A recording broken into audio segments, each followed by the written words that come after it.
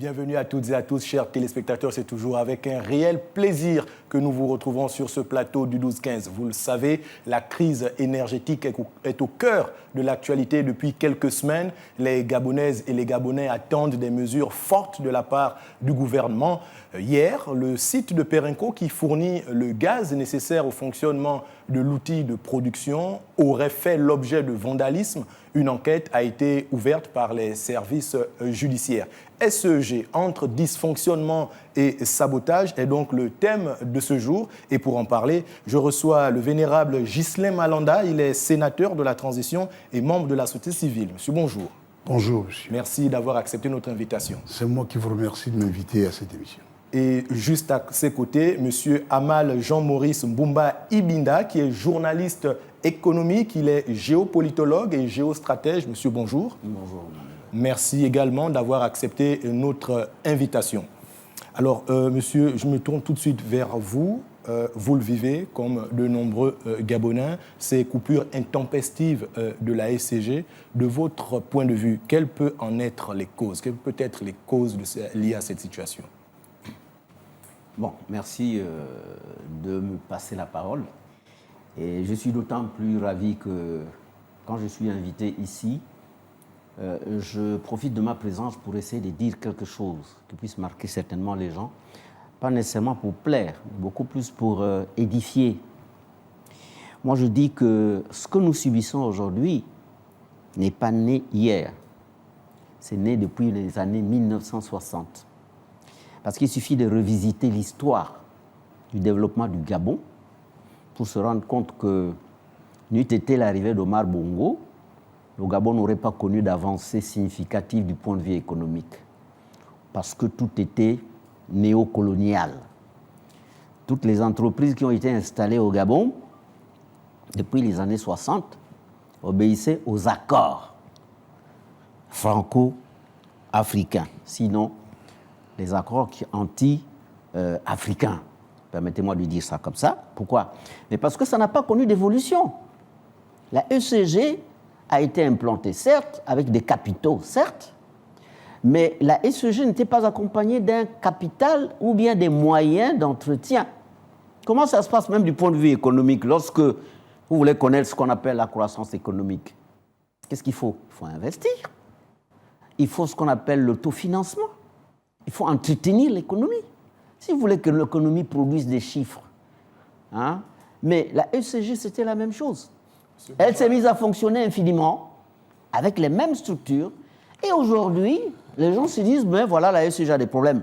Mais on n'a pas repensé la ECG du point de vue technique, du point de vue des infrastructures. Mais vous dites qu'il faudrait justement investir parce que l'investissement n'a pas été réalisé. Vous allez très loin depuis 1960 et pourtant, on voit bien que dans l'évolution de la SCG, au départ, c'était une entreprise publique, donc étatique. Ensuite, elle est passée dans le secteur privé et les résultats n'étant pas toujours au rendez-vous, elle est de nouveau passée dans le giron de l'État. Est-ce que vous êtes en train de dire que justement c'est l'État qui n'a pas donc réalisé les investissements nécessaires pour le renouvellement de l'outil de production de la SCG? Très bien. Alors, quand vous dites qu'il y a eu évolution, quel type d'évolution? Qualitative ou négative? Parce que si on se permet au sein d'une entreprise de remplacer uniquement les ressources humaines, on n'a pas remplacé les infrastructures, on n'a pas investi du point de vue des infrastructures. Pensez-vous qu'il y ait de la qualité? Non. Le cas du Gabon, c'était quoi? On a rempli la SEG avec des parents, n'est-ce pas? Des parachutés. On n'a pas mis l'homme qu'il fallait pour entretenir la SEG qu'il fallait.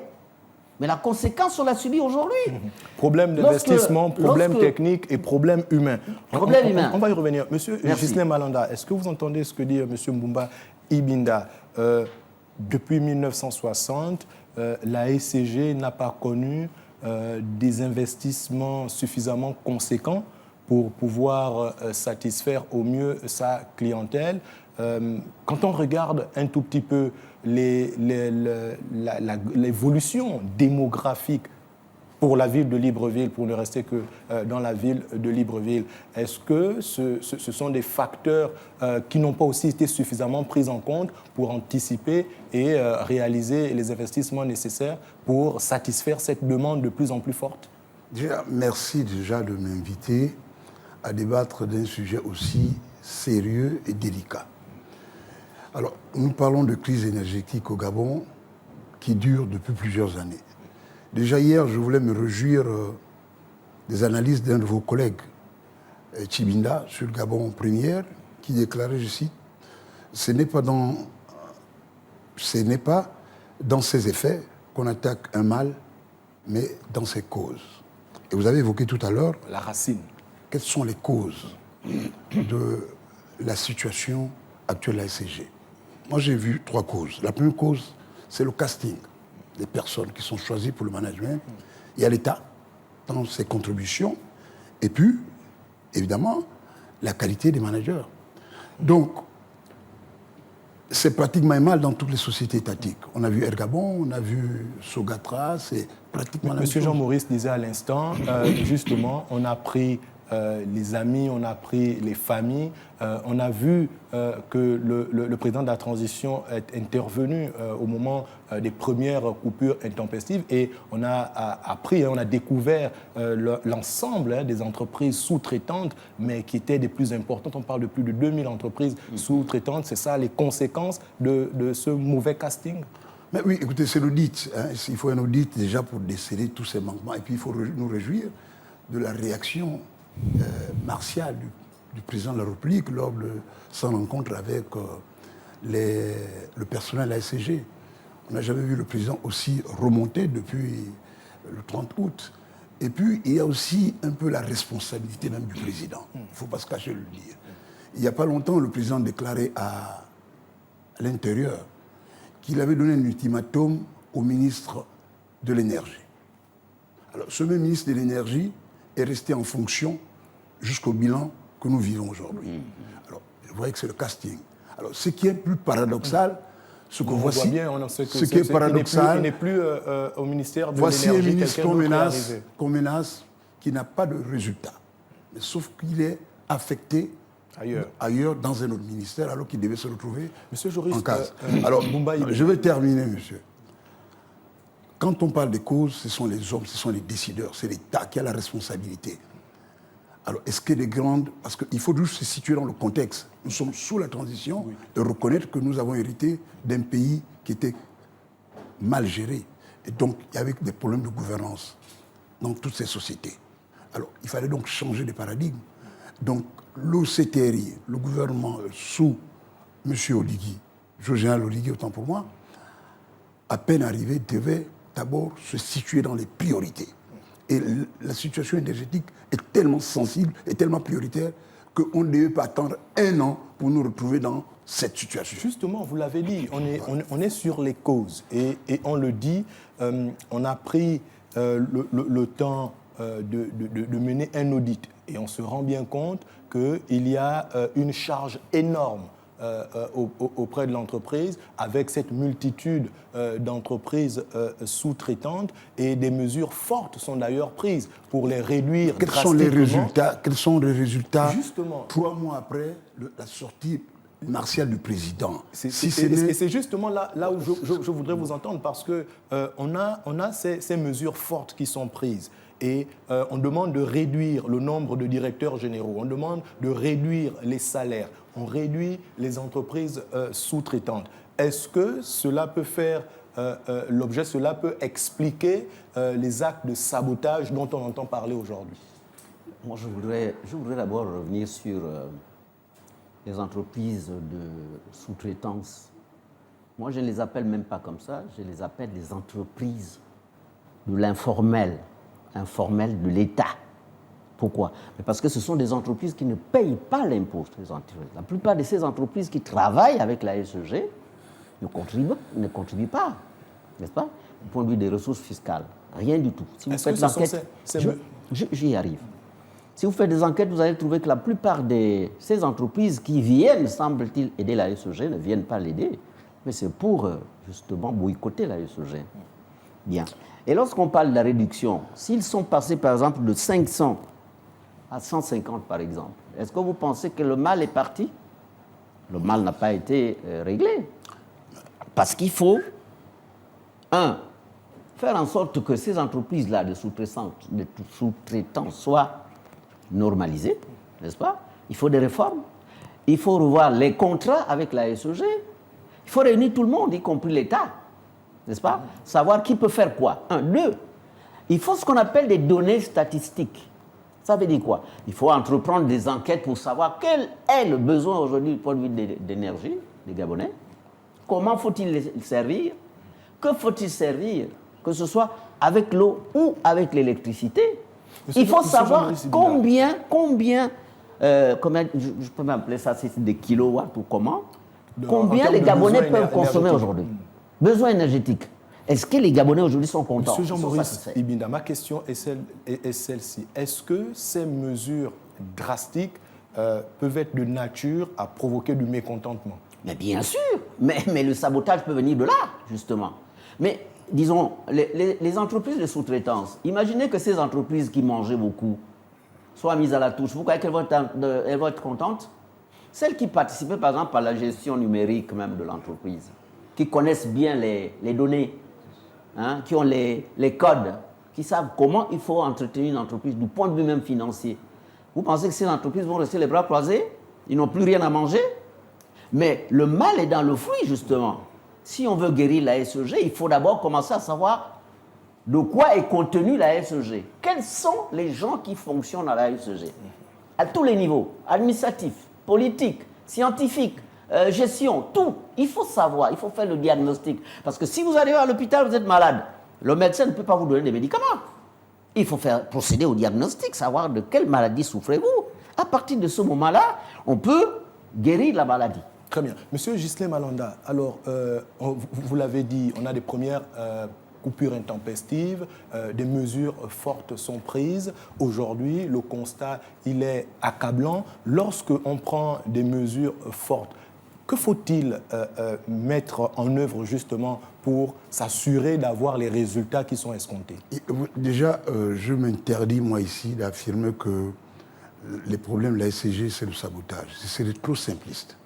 Non, ce serait vraiment nous dévoyer du vrai débat. Alors, le débat, il est là. Le diagnostic a été fait. Nous commentons l'actualité. Il y a un communiqué de la SCG qui affirme qu'ils auraient fait l'objet de sabotage. Vous affirmez ici que depuis plus de 30 ans que la SCG ne se porte pas bien, on ne s'est pas rendu compte, et c'est le sabotage depuis 30 ans? Depuis plus de 30 ans, non, écoutez, les vrais problèmes sont là, un diagnostic est fait. Si vous trompez le diagnostic, on ne va jamais guérir la SCG.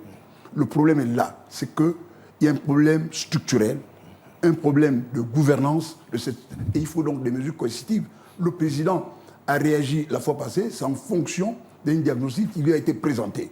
Maintenant, il faut mettre en œuvre toutes ces recommandations. C'est simple. Vous parlez de mesures coercitives. Les mesures coercitives, c'est clair. Si on ne met pas de mesures coercitives, ce qu'on ne va pas changer, et je dis ce qui est valable pour la SCG, l'est valable pour Sogatra, l'est valable pour Gabon Airlines, toutes les sociétés étatiques. Il a évoqué le problème de la politisation de ces entreprises étatiques.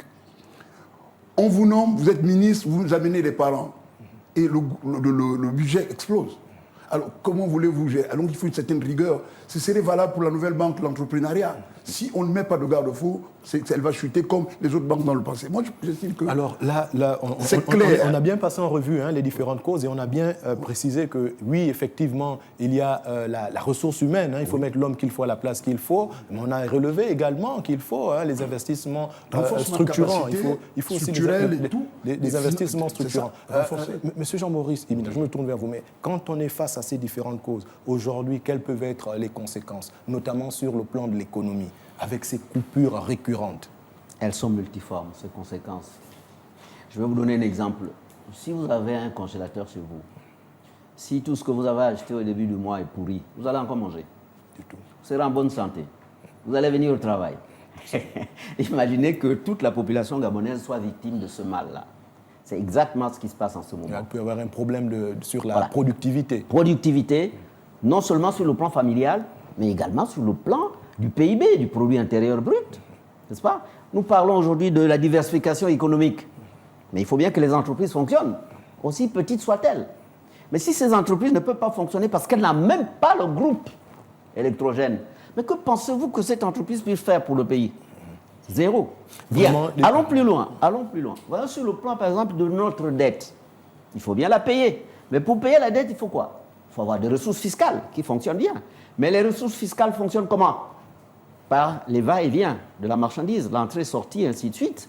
N'est-ce pas? Les impôts qui s'ajoutent. Mais si une entreprise reste assise, tout le personnel à la maison, est-ce qu'il y a ce qu'on appelle la plus-value qui va apparaître? Jamais. Très bien, on l'a bien compris, hein, des conséquences dommageables sur l'économie. Moi, je voulais m'appuyer sur les conséquences. Oui. Il a parlé des conséquences multiformes. Je vais peut-être plus développer pour dire que les conséquences sont d'abord d'ordre social, d'ordre économique et même d'ordre politique. Vous savez, les crises énergétiques dans certains pays ont fait tomber des régimes. Il ne faut pas se cacher le dire. Hein. Oui. Vous comprenez? Et ça vous soulève des problèmes sociétals. À cause de la réaction des populations. Et je vous dis que moi, hier, toute la nuit, je n'ai pas dormi.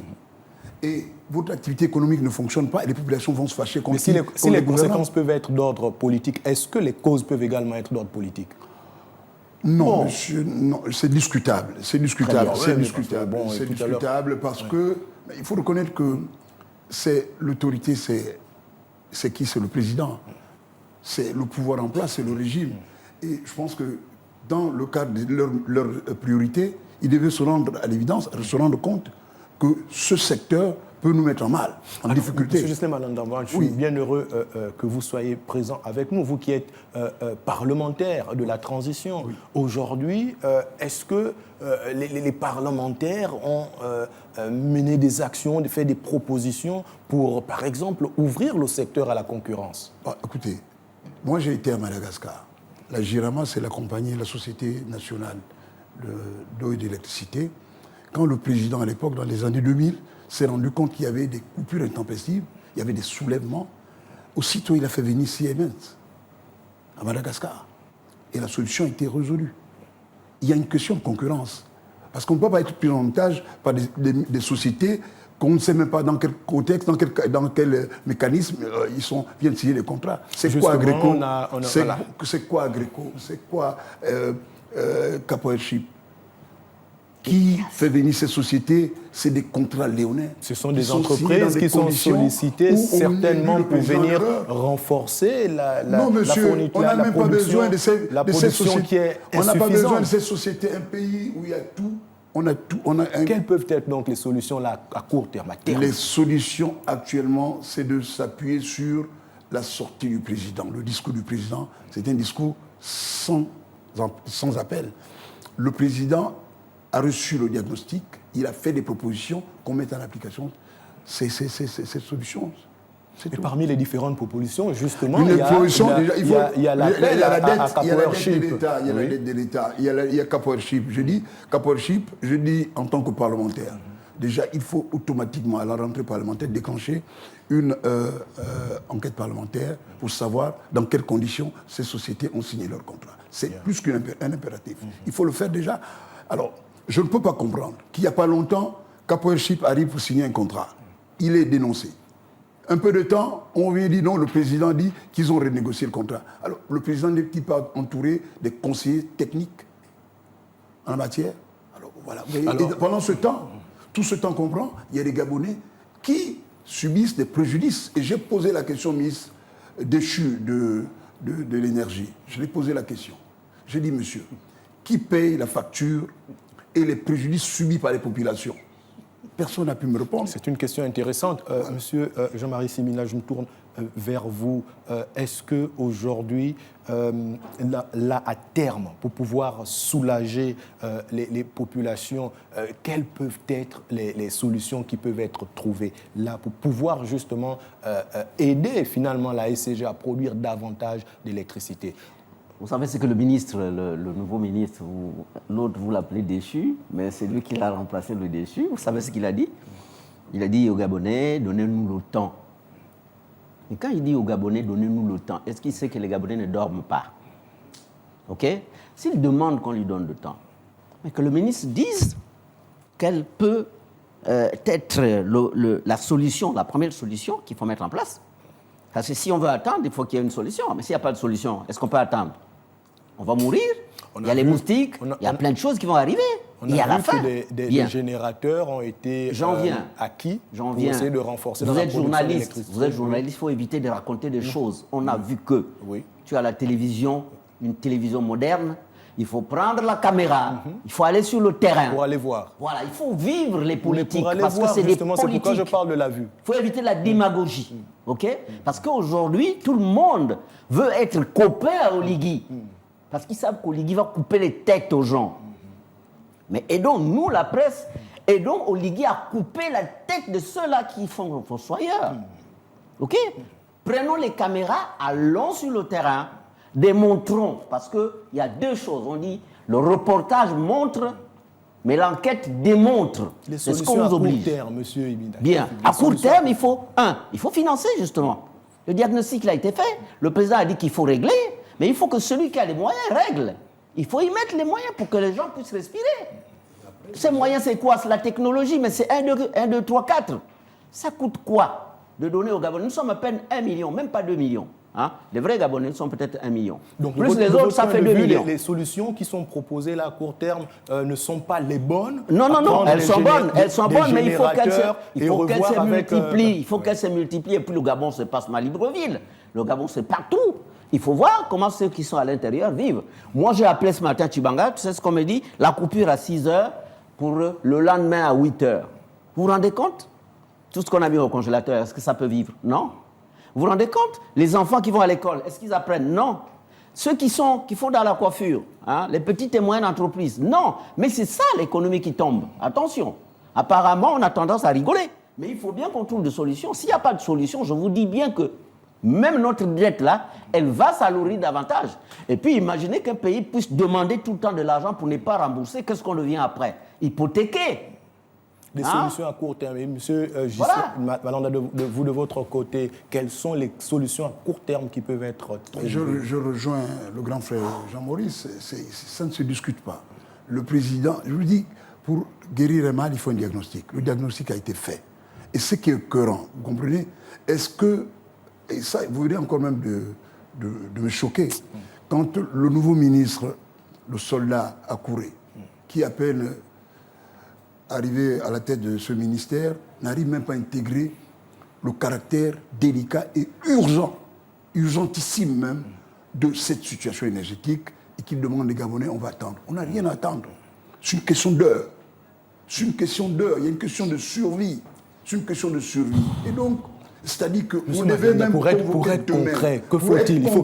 Il faut renforcer les générateurs, par exemple. D'ici 24 heures même, les états généraux de l'énergie. Mais les états généraux, on va encore repartir dans des discussions, dans des longues réflexions. Je vais retirer pour être plus concret, que l'on sorte de l'argent, que l'on arrête des travaux qui ne sont pas prioritaires, qu'on mette des gros moyens à la SCG. Parce que la SCG, c'est essentiel. C'est les moyens, c'est l'argent. On n'a plus même besoin des états généraux. L'urgence, c'est les moyens. Maintenant, après les moyens, il faut la qualité des hommes.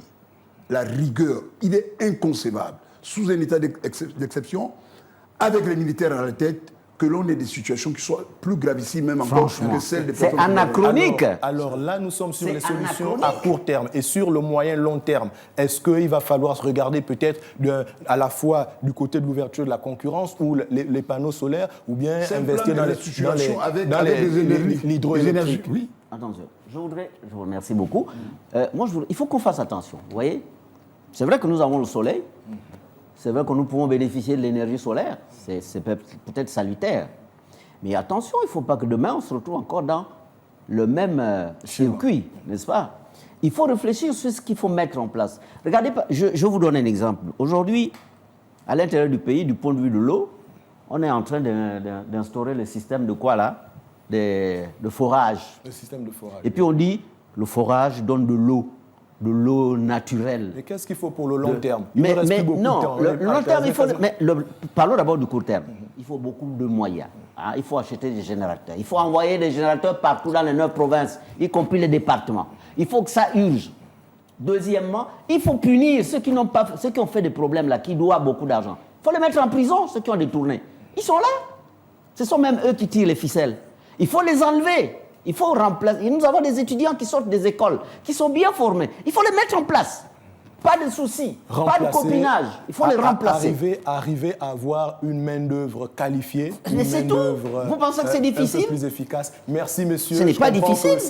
C'est un sujet passionnel, mais véritablement urgent, notamment pour les populations qui côtoient aujourd'hui la chaleur et les moustiques, et qu'il est donc urgent d'apporter des solutions concrètes sur cette crise énergétique. C'est la fin de notre débat. C'est pas quand même le générateur. Il faudrait investir dans les barrages. Dans les barrages, oui, effectivement. Merci. C'est donc la fin de ce débat. Merci d'avoir accepté de notre invitation. Je rappelle que nous discutions du thème SEG, entre dysfonctionnement et sabotage. Et je recevais donc M. Ghislain Malanda, qui est sénateur de la transition et membre de la société civile. Et à ses côtés, M. Amal Jean-Maurice Mbumba Ibinda, qui est journaliste économique, géostratège et géopolitologue. Le débat du 12-15, c'est déjà la fin, mais ne zappez pas, l'actualité se poursuit sur Gabon 24. Merci.